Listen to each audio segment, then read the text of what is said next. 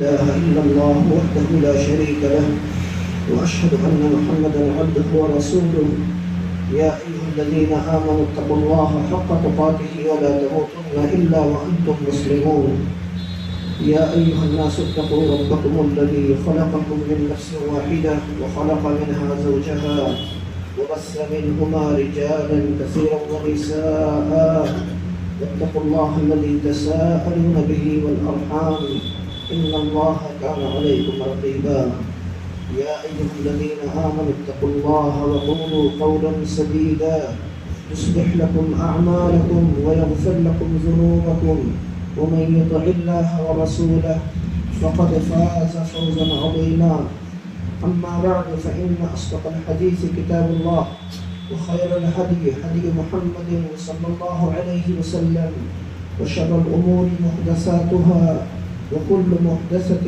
بدعة وكل بدعة ضلالة وكل ضلالة في النار فأعوذ بالله السميع العليم من الشيطان الرجيم من همزه ونفخه ونفثه بسم الله الرحمن الرحيم وإذ ابتلى إبراهيم ربه بكلمات فأتمهن قال إني جاعلك للناس إماما قال ومن ذريتي قال لا ينال عهد الظالمين. برادران اسلام، میرے معزز بھائی اور بہنوں،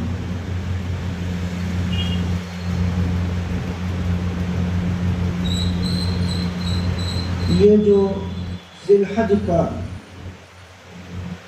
عشرہ ہے عظیم برکتوں والا، ہم تمام اس عشرے سے گزر رہے ہیں۔ عقل مند ہیں وہ لوگ جو اللہ کی رحمت کی تقسیم کی گھڑیوں سے فائدہ اٹھا لیں۔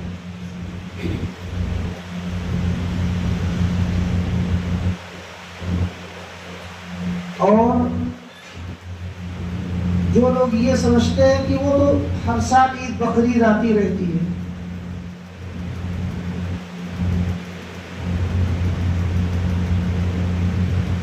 وہ گردش ایام سمجھ کے موقع کو غنیمت نہیں جان پاتے، اور اس طرح پوری زندگی گزر جاتی ہے اور عبرت کی آنکھیں نہیں کھل پاتی، اور صحیح بات یہ کہ کچھ سیکھ نہیں پاتے، اور وہ اس دنیا سے پارسل بھی اسی طرح ہو جاتے ہیں۔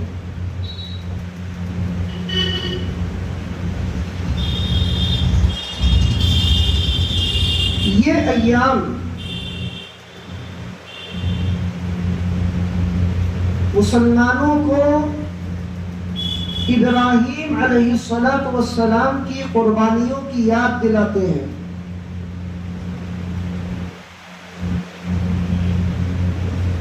اور حقیقت یہ ہے کہ ہر مسلمان کو بار بار غور کرنا چاہیے کہ اللہ رب العالمین نے کس لیے ابراہیم علیہ السلام کی سیرت کو قرآن مجید میں جگہ جگہ بیان کیا، ان کی فضیلتیں بیان کی، اور بتایا کہ اللہ تعالیٰ نے ان کو خلیل چنا۔ ابراہیم علیہ السلام کے علاوہ کسی اور کے بارے میں اللہ تعالیٰ نے کہیں نہیں کہا قرآن میں کہ اللہ نے ان کو اپنا دوست بنا دیا۔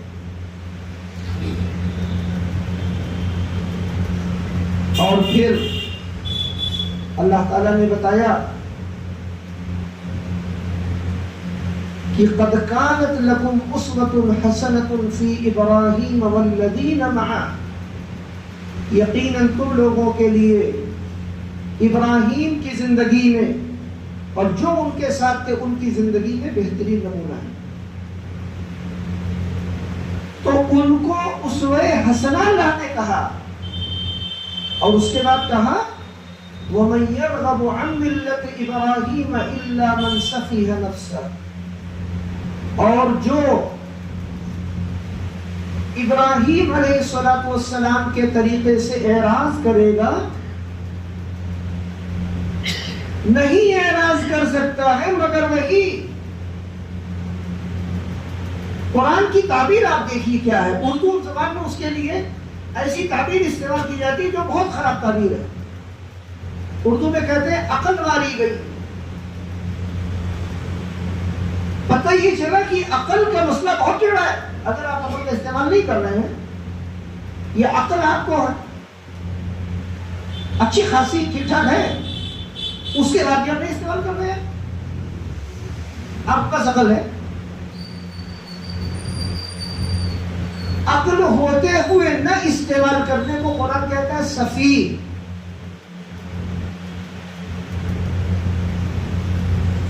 سفیہ وہ انسان جو پاگل تو نہیں ہے لیکن وہ اپنی عقل کو سوجھ بوجھ کو استعمال نہ کرنے کی وجہ سے پاگلوں کے فیصلے کر رہا ہے,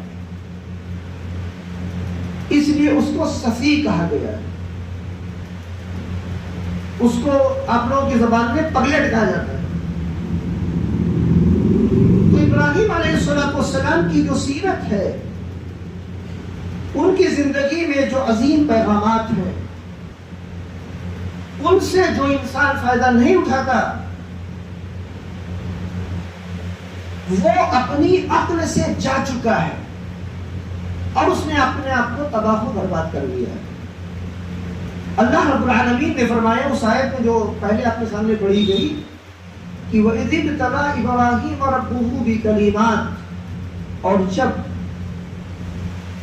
ابراہیم کو ان کے رب نے آزمایا چند باتیں دے کر, انہوں نے ان باتوں کو تمام کیا پورے طور پہ, جیسے کہا گیا ویسے عمل کر کے دکھایا. یہی تو کہا گیا نمونہ بنانے کے لیے. نمونہ بنانے کا کہا گیا ابراہیم علیہ السلام, کیوں کہا گیا؟ اسی لیے کہا گیا. اور حقیقت یہ ہے کہ مسلمان کا جو لفظ ہے نا وہ کلمہ, اس کلمے کا معنی ہی ہے جیسے کہی ویسے سنو, جس طرح کہا گیا ویسے عمل کریں.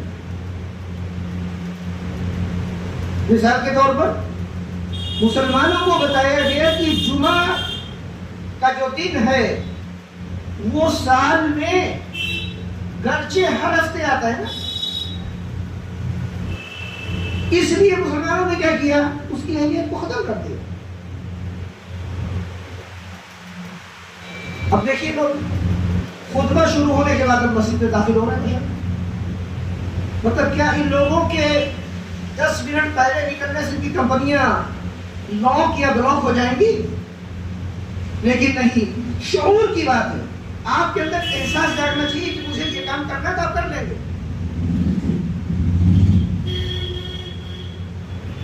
اگر آپ نے اپنے دل سے کہہ دیا ہے کہ یہ کام میں کروں گا, کام سے پہلے آپ کو اپنے دل کو قائل کرنا اور سوچنا ہے. سب لوگ کہتے ہیں وقت نہیں ملا, بول گئے تھے, نہا نہیں پائے تھے, پانی نہیں تھا, وہ ایک مسئلہ یہ 100 عذر پیش کرتے ہیں, یہ ہو گیا وہ ہو گیا, بس چھوٹ گئی, ٹرین چھوٹ گئی. آج تک میں نے کسی شخص کو نہیں دیکھا اپنے تقریباً 40-45 سال کے سفر میں کہ کسی کی فلائٹ چھوٹ گئی. حالانکہ ایئرپورٹ پر 3 گھنٹے پہلے انسان کو پہنچنا ہوتا ہے, کیوں نہیں چھوٹ جاتی فلائٹ اس کی؟ کہیں دور سے آنا ہے, 5 گھنٹے پہلے سے ایئرپورٹ پہنچنے کا سفر ہے, تو وہ 8 گھنٹہ پہلے نکلتا ہے. گاڑی پنچر ہو سکتی ہے, کہیں چیکنگ ہو سکتی ہے, کوئی کام پڑ سکتا ہے, کھانے کے لوگ جائیں گے, نماز کے لوگ جائیں گے, پیٹرول لینے کے, اب سارا اہتمام کر لیتے ہیں. وہاں کی نیند لگ جاتی, سو گئے تھے, جمعہ میں نہیں پہنچ پائے تھے, فجر میں نہیں پہنچ پائے تھے. فجر کی نماز کا جو حال ہماری مسجدوں میں ہے, آپ مسجد بدل کے دیکھیے. میں کہتا ہوں ایک مسجد میں پڑھی نماز, مسجد بدل کر آپ دیکھیے, بدترین حالت ہے مسلمانوں کی. کیوں یہ قوم چاہتی ہے کہ اللہ تعالیٰ کی مدد, اس کے فرشتے اس کے ساتھ کھڑے رہیں. فلسطین کے لیے پوری دنیا چلا رہی ہے کہ کیا ہو گیا, کیا ہو گیا, اور اللہ کی مدد نہیں آ رہی. حالات میں اللہ تعالیٰ کچھ نہ کچھ کہہ رہا ہے. قرآن کیا کہتا ہے؟ اولما اصابتکم مصیبۃ قد اصبتم مثلیھا قلتم ان ھذا، اور جب تمہیں مصیبت ایک آئی اس کی دوہری مصیبت تم جھیل چکے تھے، تم نے پوچھا کہ یہ مصیبت کہاں سے آئی ہے؟ قرآن نے کیا کہا؟ قل هو من عند انفسکم، آپ ان سے کہہ دیجئے وہ تمہارے اپنے نفوس سے نکل کے آئی ہے، تمہارے جسموں سے نکل کے آئی ہے۔ صلاح الدین ایوبی رحمہ اللہ کا بتا رہا ہوں آپ کو،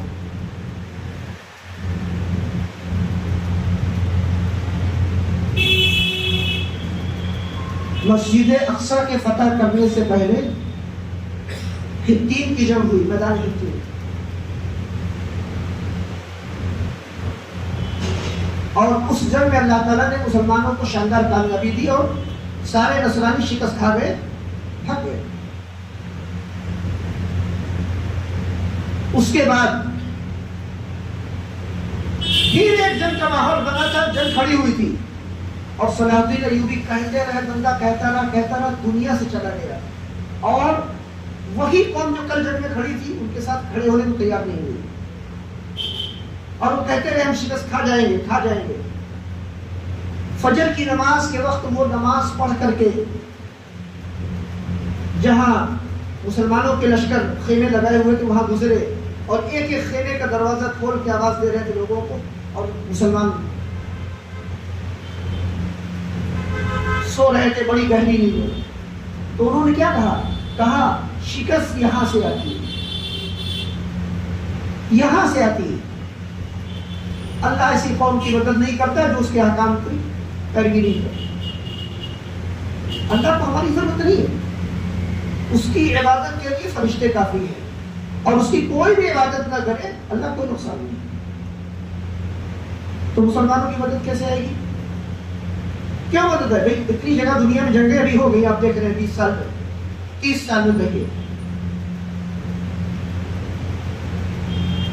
اور اس کے بعد جو حشر ہوا مسلمانوں کیونکہ اسلام ہمارا دین خود مسلمانوں کے اپنے گھروں کے اندر بے قیمت بنا دیا گیا۔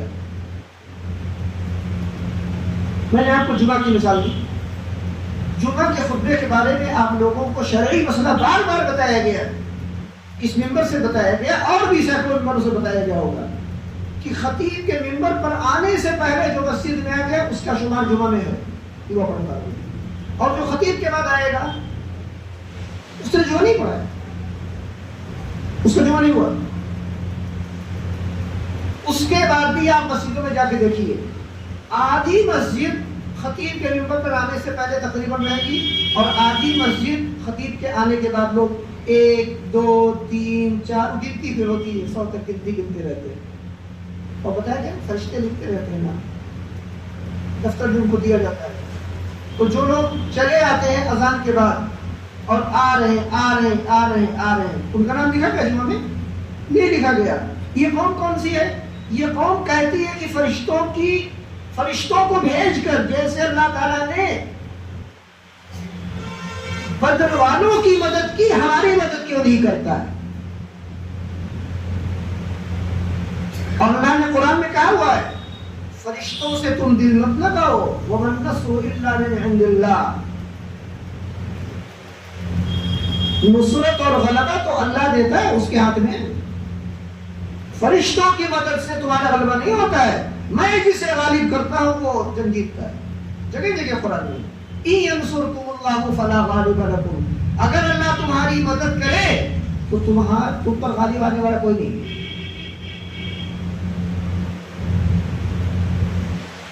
تو یہ بات کہاں سے نکلی؟ جیسے مسلمان کو کہا جائے اس طرح وہ عمل کرے، اور شریعت نے اسے احکام کھول کھول کے واضح طور پر بتا دیے ہیں۔ وہ یہ نہیں کہہ سکتا مجھے نہیں پتا تھا، مجھے نہیں بتایا گیا تھا۔ بھائی 20 سال نہیں پتا چلا آپ کو، 25 سال نہیں پتا چلا، 50 سال داڑھی سفید ہو گئی نہیں پتا چلا آپ کو، کب سیکھیں گے آپ؟ ٹھیک ہے، بہت سے لوگ کور میں جا کے سیکھیں گے، وہاں تم سے کہا جائے گا الم یاتکم رسول منکم، کچھ لوگ قیامت کے میدان میں پہنچیں گے تو سیکھیں گے، کچھ لوگ جہنم میں بھی بتایا گیا قرآن میں وہاں پہنچ کے سیکھیں گے۔ ان سے کہا جائے گا کیا تمہارے پاس ہمارے پیغمبر نہیں آئے تھے؟ کیا نہیں آئے تھے پیغمبر بتانے کے لیے؟ تم یہاں جہنم میں کیوں بول رہے ہو؟ کہ ہاں آئے تھے، لیکن وہ جو جواب دیا گیا ہے سورہ ملک، بتائیں نا سورہ ملک کو روزانہ پڑھنی چاہیے سونے سے پہلے، قبر میں عذاب سے بچانے کے لیے سفارش کرتی ہے اس سورت، اسی صورت میں ہے وَقَالُوا لَوْ كُنَّا نَسْمَعُ، ہاں اس میں کیا ہے، اس سے پہلے أَلَمْ يَأْتِكُمْ نَذِيرٌ، کوئی تمہارے پاس ڈرانے والا نہیں آیا تھا کیا؟ قَالُوا بَلَىٰ قَدْ جَاءَنَا نَذِيرٌ، ہمارے پاس یقیناً ڈرانے والا آیا تھا، فَكَذَّبْنَا، ہم نے کہا نہیں مانتے، ہم نہیں مانتے، جھٹلا دیا، وَقُلْنَا مَا نَزَّلَ اللَّهُ مِن شَيْءٍ، اللہ نے کچھ بھی نہیں مانتے، اور جو ڈرانے والا آیا تھا اسی کو کہا تم خود گمراہ۔ اچھا یہاں دیکھیے، اللہ نے یہ نہیں کہا تمہارے پاس رسول نبی نہیں آیا تھا، ہر قوم کے پاس، ہر آدمی کے پاس پیغمبر نہیں آتا ہے، پیغمبروں کے آنے کا ایک زمانہ ہوتا ہے، اور ہر بندے کی پیغمبر سے ملاقات نہیں ہوتی، لیکن پیغمبر کی جو تعلیم ہے پیغمبر کے وارثوں کے ذریعے سے پہنچا دی جاتی ہے، بندوں پر حجت قائم ہو جاتی ہے۔ علماء کیوں بتایا کہ وارث ہیں؟ ان لوگوں کے پیغمبر کو وارث کہیں بتایا گیا کہ جھولا چھاپ اور سبزی بیچنے والے، سبزی فروش، امرود بیچنے والے، امرود کے بعد میں طوطا اڑانے والے، گوشت کاٹ کے بیچنے والے، یہ لوگ وارث بنیں گے کیا؟ کہیں بتائیں گے؟ جب یہ باتیں لڑائیں پر لوگ کہتے ہیں کہ آپ کو پتہ نہیں کیا کیا بتاتے رہتے ہیں، ارے بھائی قرآن آپ کو کہہ رہا ہے تمہارے پاس ڈرانے والا نہیں آیا کیا؟ ڈرانے والا یا تو اللہ کا رسول ہوگا، نبی ہوگا، اور یا تو انبیاء کے وارثین ہوں گے، یہ بتایا گیا۔ پھر وہ کیا کہیں گے؟ وَقَالُوا لَوْ كُنَّا نَسْمَعُ أَوْ نَعْقِلُ مَا كُنَّا فِي أَصْحَابِ السَّعِيرِ، اگر ہم کہنا مانتے اور بات سنتے، أَوْ نَعْقِلُ، جو بات بتائی گئی ہے اس کو سمجھنے کے لیے، لیکن عقل کا لفظ ہے، وہاں کوئی یہ نہیں کہے گا تقدیر میں تھا تو جہنم میں آ گئے، لیکن تقدیر کا سہارا نہیں لیا گیا وہاں پر، تقدیر کا جواب دے سکتے ہیں۔ ہر کام چور انسان، ہر غیر ذمہ دار انسان ذمہ داری سے کام سے بھاگتا ہے، اور جب کوئی حادثہ ہوتا ہے کیا کہتا ہے؟ تقدیر میں تھا، اس لیے یہ حادثہ میں نے کیا۔ اس کو پھر اسے کہتے ہیں زناٹے دار دیا جانور کہا جاتا ہے، کیسے لگا؟ بڑا بہت شاندار، لیکن مجھے کیوں مارا؟ کہا تقدیر میں تھا، اس لیے ہم نے زناٹے لگائے۔ عمر بن خطاب رضی اللہ عنہ سے ایک آدمی لایا گیا جس نے چوری کی تھی، انہوں نے پوچھا تم نے چوری کی؟ ہاں ہاں، کہا جلد بلاؤ، اسے کہا میرے مغرب ایک منٹ، کہا کیا؟ کہا میں نے جو چوری کی تھی تقدیر سے کی، تقدیر باہر، کہا تقدیر میں وہ سو جاتا ہم کو گمراہ کر۔ انہوں نے کہا تمہارے مقدر میں تھا، لیکن تم نے اپنے اختیار سے چوری کی، کوئی تم کو پکڑ کے باندھ کے چوری کروانے نہیں لے گیا، یہ فیصلہ تم نے خود لیا تھا جو غلط لیا ہے۔ اور اسی تقدیر میں ہمیں یہ بتایا گیا ہے کہ جب چور چوری کرے تو اس کا ہاتھ کاٹ دو، اور وہ شریعت ہے، شریعت کو تقدیر سے ٹکرانا نہیں ہے، دونوں کو ملا کے سمجھنا۔ تو شریعت نے ہمیں کہا ہے چور کے ہاتھ کاٹ دو، اور جلاد سے کہا کہ فوراً مارو اس کے اوپر چاپڑ، روکنا نہیں ہے، اس کو ہم بعد میں جواب دیں گے پھر۔ اور اس کے بعد چاپڑ مارا، ہاتھ نکال کے پکڑایا، اس میں آتا ہے چور کا ہاتھ کاٹو، اسے بات کر کے رسی میں باندھ کر کے گلے میں لٹکا کے پورے شہر میں ٹہلا دو۔ یہ فلاں صاحب ان کی فضیلت الامام ہے، فضیلت البرادر چور ہے یہ پورے شہر کا، فضیلت البرادر پورے شہر میں ٹہلایا جاتا ہے۔ اس کے بعد کیا ہوتا ہے؟ انہوں نے ہاتھ پکڑایا اس کا اور کہا دیکھو چوری کرنا تمہاری تقدیر میں تھا، اور تقدیر میں یہ بھی تھا کہ تم چوری کرو گے تو ہم ہی تمہارا ہاتھ بھی کاٹیں گے۔ اب اگر تم کہتے ہیں تقدیر میں نہیں تو اپنا ہاتھ جوڑ لو۔ تو تقدیر کا اپنی شرارتوں پر سہارا لینا جائز نہیں، یہ نفس کو دھوکہ دینا ہے۔ مقصود کلام یہ کہ ابراہیم علیہ السلام کی زندگی کو ہمیں زندگی میں نمونہ بنانا چاہیے، اور سب سے عظیم صفت جو ان کی قرآن میں بیان کی گئی ہے اسے اختیار کرنا چاہیے، اور وہ استسلام۔ اردو کا ایک شعر ہے، یہ ہے گنبد کی صدا، گنبد ہے مسجدوں کے اوپر، گرودوارے کے اوپر، آپ کہاں جائیے نیچے آپ آواز کچھ کیجیے، جو آواز یہاں سے نکلے گی وہ ٹکرا کے پھر واپس آئے گی. اس کے بعد کوئی آدمی کہتا ہے یہ آواز جو ہے وہ آ رہی اچھی، مجھے اچھی نہیں لگ رہی ہے، صحیح نہیں آواز. یہ اسے کیا کہا گیا؟ یہ گنبد کی صدا ہے، جیسی کہے ویسی سنے، جو آپ کہیں اس سے ٹکرائے گی پھر آپ کو سنائی دے گی. اسی طرح معاشرے میں جو لوگوں کا عمل ہے نا، یہ گنبد کی صدا ہے. آپ جو کہیں گے نا، آپ جو کریں گے اسی کے متعلق آپ کو کہا جائے گا، ٹوکا جائے گا، بتایا جائے گا. جہاں جو بیماری ہوگی ڈاکٹر کیا کرے گا؟ اسی بیماری کی دوا آپ کو دے گا. کہیں پر سڑک نہیں بنی ہے، وہاں پر کہہ رہے ہیں کہ یہاں پر ایک بہت بڑا سا ہال بنا دو، شادی ہال. ارے بھائی سڑک بنوا دو بھائی، زیادہ ضرورت ہے ہم کو. پہلے ابھی یہاں ضرورت، بھوک لگی ہے، کھانا کھلانے کے لیے آدمی کو پریشان ہے. اسے کہے جاؤ اس کے جوڑے کپڑے ڈال کر جلدی سے پہنا، اسے بارات میں جانا ہے. کہہ رہے مجھے بھوک لگی، کھانا چاہیے، نہیں میرے کپڑے پہنا اس کو، بارات میں جانا. اسی طرح قوموں کی بیماریاں. تو اگر ہم اپنے اندر استسلام، سر تسلیم خم کرنا، فرما برداری کرنا، اطاعت شعاری کا مزاج بنانا، اور جو بات سیکھ لی اس پر عمل کرنا، اگر ہم اس بات کو سیکھ لیں گے نا تو انشاءاللہ ہماری دنیا اور آخرت سنور جائے گی، کامیاب ہو جائے گی. اللہ تعالیٰ سے دعا کہ اللہ تعالیٰ ہمیں ان باتوں پر عمل کی توفیق عطا فرمائے. وآخر دعوانا ان الحمدللہ رب العالمین.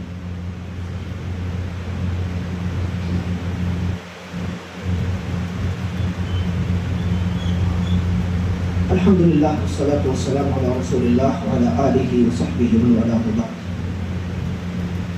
اعوذ باللہ من الشیطان الرجیم. ان اللہ وملائکته یصلون علی النبی یا ایھا الذین آمنوا صلوا علیہ وسلموا تسلیما. اللهم صل علی محمد وعلی آل محمد كما صليت على إبراهيم وعلى آل إبراهيم إنك حميد مجيد. وبارك على محمد وعلى آل محمد كما باركت على إبراهيم وعلى آل إبراهيم إنك حميد مجيد. وارض اللهم عن الصحابة الأخيار والتابعين الأبرار والتابعين لهم بإحسان إلى يوم القرار، وعنا معهم بعفوك وكرمك يا عزيز يا غفار. اللهم إنا نسألك هداك والجنة ونعوذ بك من سخطك ومن النار. وسبحان ربك رب العزة عما يصفون وسلام على المرسلين والحمد لله رب العالمين.